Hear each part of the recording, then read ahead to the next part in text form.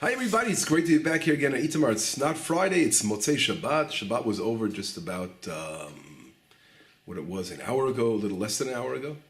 Here in Israel, it ended at 5:35. And right now it's 6:31 to be exact. Let's know our times here in the land. And since I didn't get a lesson out on Friday, I had guests, I wasn't able to. I said, we'll do something, a rare experience. We'll try to give our lesson on Motzei Shabbat, Saturday night, here in the land, and maybe the power of Shabbat, the inspiration of the Shabbat, will help us. In our words of Torah, and I'd like to focus on one particular topic, as we usually do, and this lesson will be in the memory of course, of Rabbi Raziel Shevach, who was murdered brutally this week outside his home, not too far from here in Itamar.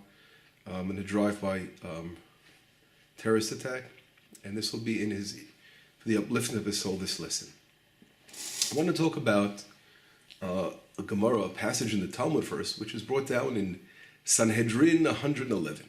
And the Talmud says like this, it says, Tanya. Tanya means that we learn in a Breita. A Breita refers to oral teachings that are Second Temple period, that time period in the beginning. And it could be a little after, but it could be before, but that's really the times of the Tanaim. And it says in the Breita, Amar Rabbi Elazar Rabbi Yossi, Rabbi Elazar, rabbi from the son of Rabbi Yossi, he talks about Pam Achat Nichnasti Alexandria Shabbatzayim, visiting Egypt and going to Alexandria, one of the obviously metropolitans of Egypt, the great city there. Matzati Zaken Echad, and he found an elder. And he says, let me show you what my fathers did to your forefathers. And how is this elder, who's now in the times of, after just about Second Temple period, a little after the destruction of the Second Temple, how is this Egyptian elder going back, all the way back to Egypt times? Apparently, some explanations explain that he actually took out some papyrus. They used to write Egyptian history from making them out of those kanim.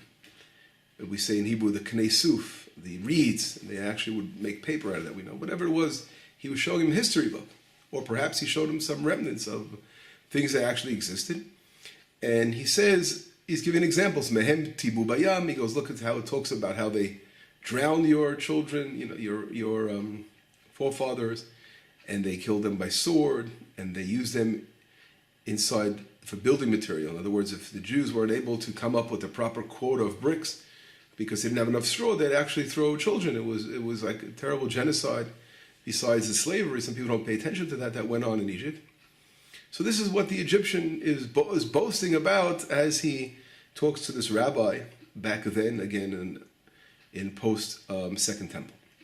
The Talmud says, for this, Moses was punished. Not even for this. We're talking about for those difficult things that took place. We see in last week's portion, Moshe Rabbeinu says to God, Lama, hara lama, why is it so? Why are you doing such terrible things? Like, why are you getting involved? In other words, the Egyptians are doing terrible things to Israel, and you told me to go to Paro and let my people go, and things are getting worse. So Moshe was saying, God forbid, God's doing it, but in other words, God seems to be hiding his face, and Moshe Rabbeinu is going crazy because of his love for the nation and saying, what's going on? Things are getting worse and not better. But anyway, the Talmud is saying it's interesting that Moses was punished because of this reaction mentioned in the end of last week's portion, when he was complaining, why is it getting worse?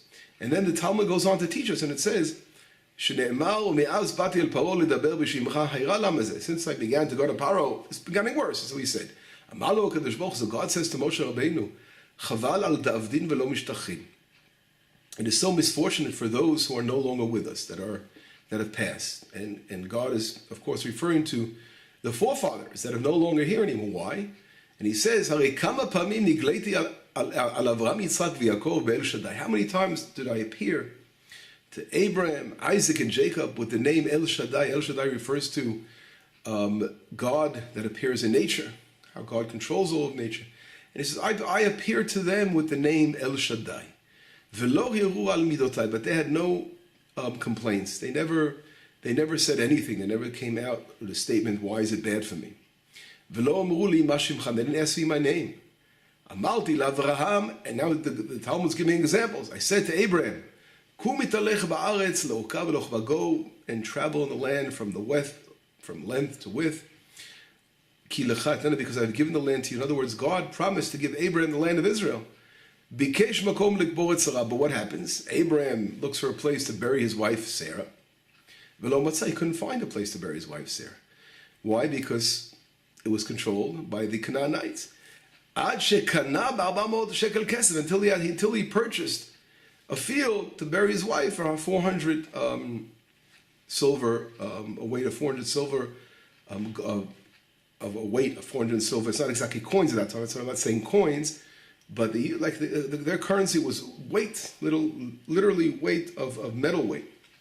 And that was a huge amount of money. In other words, he had to empty out his bank account to pay for this grain. So we all know it's a tomb of the patriarchs today. But he never opened his mouth, Abraham. Amalti li Yitzchak, go ba'aretz hazot. I told Isaac, dwell in the land, v'yeimcha v'avacheka, and I will be with you and I will bless you. So he says to Isaac, don't worry. Bikshu avadav ma'im lishtot, but his servants requested water to drink. V'lo matzu ad shasu meriva, and they didn't find any water until there was they were fighting over the water after Isaac was digging the wells. They kept closing the wells. And after they found another well, that again they tried to take from them. In other words, there was a constant struggle over water, but nevertheless, Isaac never complained. Amalti li Yaakov, I said to Jacob, the land that you are laying upon, lechatnen, I've given to you as an everlasting inheritance, right? Bikesh makom letolo. But Jacob, what happens? When he comes back from Mesopotamia, he comes to the area here of Itamar, Shechem, he's looking for a place to set his tent up. V'lo matzah, he couldn't find the place. Ad shekana mea b'mea ksita, until he purchased it with 100 ksita. Ksita refers to currency. Again, it wasn't the currency I said was always in weight. Whatever it was again a lot of money, so he had to also spend money to purchase a piece of land. V'lo hirei achal midotai, and he had no complaints as well. V'lo amru li ma shimcha, and they never asked what my name was. So here God is really coming along and saying, look at Abraham, look at Isaac, look at Jacob. They had difficult trials and tribulations in the land, and I appeared to them only with the name El Shaddai, the God who appears in nature. But nevertheless, they had no complaints. They never asked me my real name, what my name is. But you asked me, what's your name? And now you're asking me, now you're telling me, I'm not stealing, I'm saving my nation. You will see what I will do to Paro. So God is saying, listen, you're going to see what I'm going to do to Paro. You're going to see that war against Pharaoh. And this is, again, learning it from the lines of the Bible itself and the Torah itself, where it says, you're going to go see those words, those exact words they use. You will see what I'm going to do to Paro. It says in the end of last week's portion. But the Talmud learns out, it sort of stretches. You're going to see what I'm going to do to Paro. In other words, there are other things you're not going to see. That's you're going to see. What are you not going to see? You're not going to see the war of the 31 kings. What is the war of the 31 kings? The war over the land of Israel, capturing the land of Israel. We're going to the land of Israel and taking hold of the land. So that present of being involved and entering the land of Israel, you're not going to see. In other words, here already, the Talmud is hinting to us that Moshe Rabbeinu, Moses, was punished not to enter the land because of the fact that he questioned God. He had this question about what was going on. And that seems like a very, very powerful passage of Talmud, and I'll tell you why. Number one, we know there was no one greater than Moshe Rabbeinu. He's the greatest prophet of all. As we know, Moshe Rabbeinu, God spoke directly to him, face to face, with the most highest level of prophecy. And I'd like to bring down another midrash who talks a little bit about how powerful the personality, how great a person Moshe was, just to know who Moshe Rabbeinu was. And it says in Tanan de Eliyahu, a Braita, again, the oral law teaching, which was based on the Elijah the prophet who came and actually taught. Tanan de Eliyahu was the yeshiva that Elijah the prophet came and taught Torah there. And Elijah the prophet says like this, why did Moshe Rabbeinu merit in having such light ba'olam hazeh, he's receiving such a light in this world. And what's supposed to really be given to the righteous in the future world. And Moshe Rabbeinu in this world already was merited in such a light. And Elijah the prophet says, because he did the will of God, and he's always in pain for God's honor, for the honor of the people of Israel, of his entire life. In other words, his desires is to look forward all the time, is there going to be peace between God and Israel? In other words, it was so important for Moshe Rabbeinu, God's honor and the people of Israel's honor. He always tried to bring peace and harmony. He loved the nation, more than himself. And he was crying and screaming. We know after the sin of the calf and all the sins of Israel, the spies, he's always there praying, coming out there. And again, he's saying to God, wipe me out of my book, of your book, the Torah. I don't want to be any part of it if you're going to punish Israel. And therefore, because God, again, if you recall, God threatened Moshe. He said that he's going to take Moshe Rabbeinu, make a nation out of him, and take away Israel. But Moshe Rabbeinu didn't let that happen. In other words, he was the Sanigo.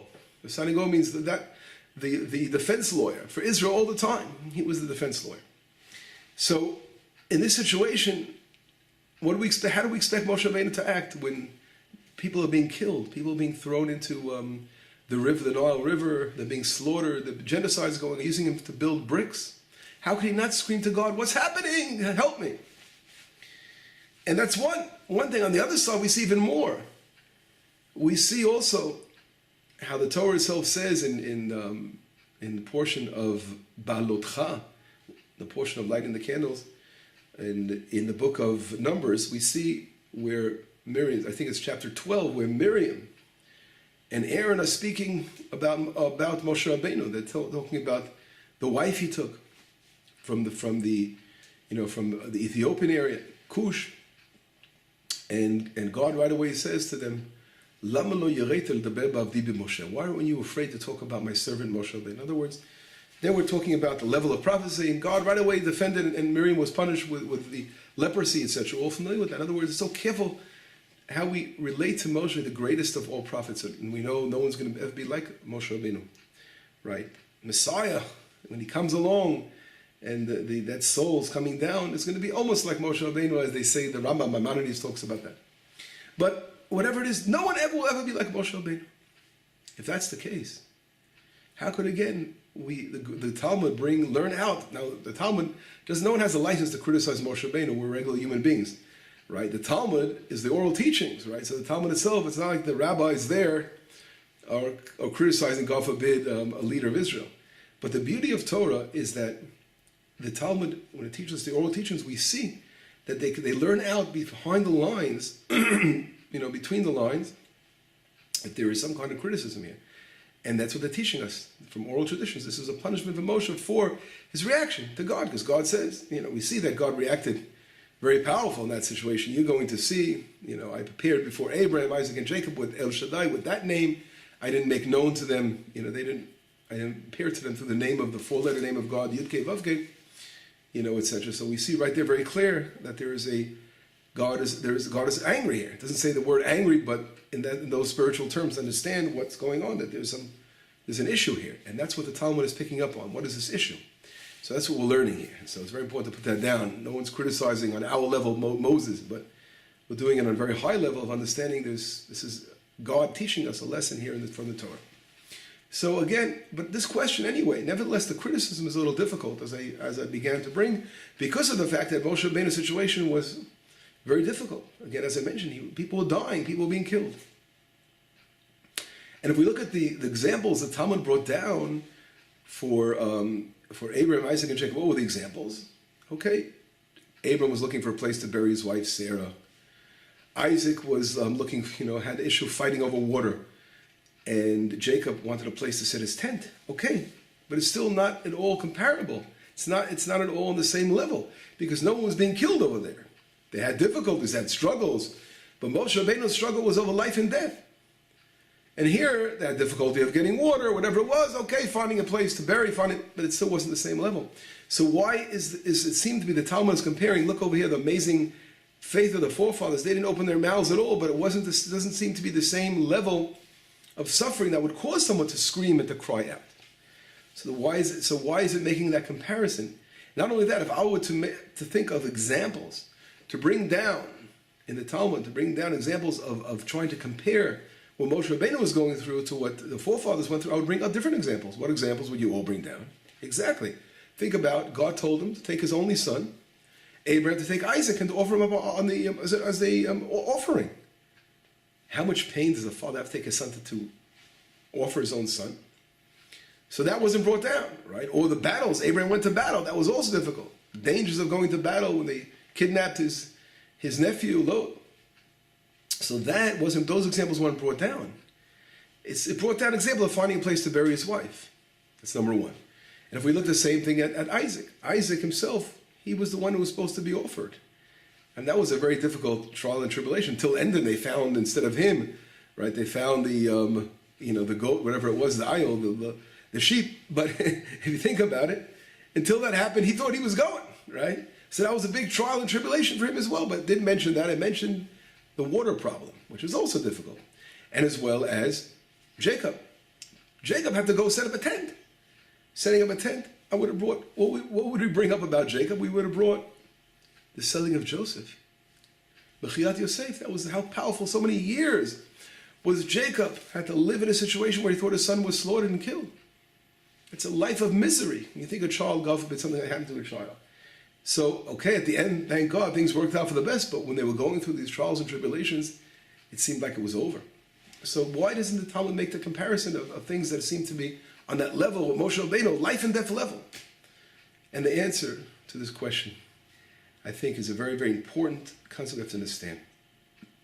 And that's, if we look, we think about it, the forefathers, when you want to come to the land of Israel, and you have to be here in the land and to build the land, God is teaching us that sometimes, when you have these very difficult situations, at those hours, when you have the most difficult situations in those hours, they could be easier sometimes than having the everyday situations. Now, why? Because when, God forbid, there's a very big tragedy, so then a lot of people are showing their support. They're coming to you and they're trying to be with you and calm you down. In other words, it may be easier to cope with because at that moment you're getting a lot of assistance and people are with you. And that's really what happens. Moshe Rabbeinu was crying out. God says, I'm here with you. What are you crying for? I'm with you. I'm telling you it's going to be okay in the end. I'm going to be here. I'm going to rescue you all. But in the situations of the forefathers, the examples were brought down were everyday living. Here, they came to the land of Israel, and God wasn't revealing to them on the level of the four-letter name. And I'll explain to that in a moment what that is. But in other words, they came to the land, and they had to set up tents, and they had to find water, and they had to bury their dead. That was the everyday living, that those represent the everyday living experience. Water is a basic thing of life, finding water, drinking, living, or setting up a place to live, right? And then people dying and burying it dead. So those concepts that the Talmud's bringing down, where they were tested and saying they never opened their mouth up, sometimes in life, when you're all alone, think about it, the forefathers, God promised to give them the land of Israel, but they never once complained that they had to day, but it wasn't like a one-time terrible tragedy that's taking place. But their whole lives, it was setting up a tent as an example, having to live in the land, and don't forget they didn't set a tent in one place. Young Jacob, for example, moved around, and it really represents his whole life in the land, where he never once complained of everything that took place. I don't think it's also, again, eliminating the difficult things of Joseph and other things, but it's really saying the most important thing realizes in our everyday lives, we have to plant our trees and agriculture and drink our water. We always have to realize that God's with us in everything we do. And you may not see God, you may feel alone sometimes, but you have to realize the beautiful thing. What is El Shaddai? Shaddai in Hebrew means, that name of God means to make a limit, boundaries. Nature is boundaries, has boundaries. In other words, God appears in the different boundaries of the world, and He's behind nature. And He's hidden behind us. So we have to find Hashem in all these everyday living experiences that we go through, realizing that God is behind us and we're building the land and planting our trees and agriculture, making our families. This is the basic life experience, but God is right here with us. And that's the level of the forefathers, to see that in everything they do. Moshe Rabbeinu, on the other hand, Moses, he was revealed the name, the four-letter. What is the four-letter name? Yud Kei Vav Kei, God's highest name. Now, all these names, again, are not God, right? God is way beyond all these names, but it's the way God reveals himself in this world. And that name is the name of mercy.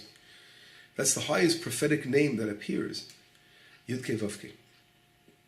And Moshe Rabbeinu, who experienced that revelation more than anyone else.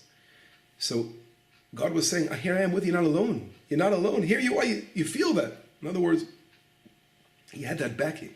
But the forefathers that really didn't even have that experience of feeling God literally on that high level of revelation, but they still were able to maintain such a high, powerful level of prophecy without complaining. And I was with you, but nevertheless complained. And although it came from a great place, Moshe Rabbeinu, loving of the people, but nevertheless, God was trying to teach us a lesson of what the land of Israel, to be in the land, requires. That's why the war of the 31 kings, which is the battle of the land of Israel, that Moses won't be, because a new leadership is coming around. It was going to be Joshua. It's going to come around with a new leadership, where we are going to find Hashem in the everyday aspects of our life, as we see, coming to go to battle, go to war, agriculture, all those things that go on in the land that we have to now. And I always say when people come to visit Itamar, why did we have the covenant of the blessing and the curse on the mountains of the blessings, Grizim and Eval, those two mountains, the blessing and the curse? So the nations, the 6 tribes, were on each mountain, and in the valley, in the base, were the Kohanim, were the leaders. It was the reversal of Har Sinai, of the Mount Sinai. Because here God is saying, every one of you of Israel, right? You are on top of the mountain. In other words, you are all in charge of your destiny. And here in the land, your life, the way you're going to live, you're going to be a walking example of God walking the world. In other words, God walks with us. The Shekhinah, the divine presence, is with us in the land. And we just can't sit back. We have to realize we have to fight, and we have to build our homes, and we're going to find God in every aspect of our lives. That is the important level, which is required so greatly to inherit the land of Israel. That level, that's really the whole lesson here. God was saying that level of the forefathers is the level that's needed, that simple emunah, that belief in Hashem. Although we don't, sometimes in the darkest situations, we don't see God with us. But to realize that he's walking with us, that is needed to inherit the land of Israel. So in other words, Moshe Rabbeinu comes along on the scene as the greatest prophet and brings down Torah, because that is the necessity of course, of the highest revelation to connect to the upper worlds and bring down the Torah. But the Torah is not meant to stay up in the heavens. And we see represented in the holiday of Shavuot, when we received Torah on Sinai. But the Torah was up in the mountains, and Moshe went up to get it. But what's the next holiday? The holiday of booths, Sukkot. Right, so in Sukkot, the whole aspect of the Torah is to bring it down into the booth of the Sukkah. The Sukkah also represents the land of Israel. And just like the Sukkah, you enter it with your body. Your whole body and soul is in the Sukkah. You got to sleep in it. You got to eat there. Your whole life is in the Sukkah.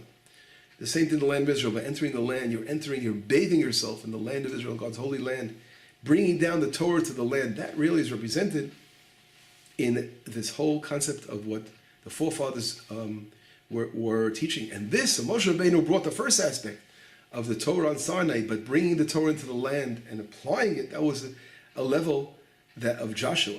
Joshua went back to that level. So Joshua had to combine both. Now that the 4-letter name of God was revealed, in other words, prophecy existed, the potential of that kind of prophecy, and we saw through the 4-letter name, it can only be revealed through the nation of Israel. In other words, as long as we were individuals like the forefathers, we still weren't a nation yet. So the reason that revelation wasn't reached was because it's a process. The more the history goes on and God reveals himself more and more, and as a nation is built, without the nation of Israel is so powerful that only through the nation of Israel could God reveal his 4-letter name. Beforehand, it was as simple as we say, the simple emunah, the simple faith of knowing God is here, although we may not see him at the same level. But once the parents of Israel came, then God gave us that other name.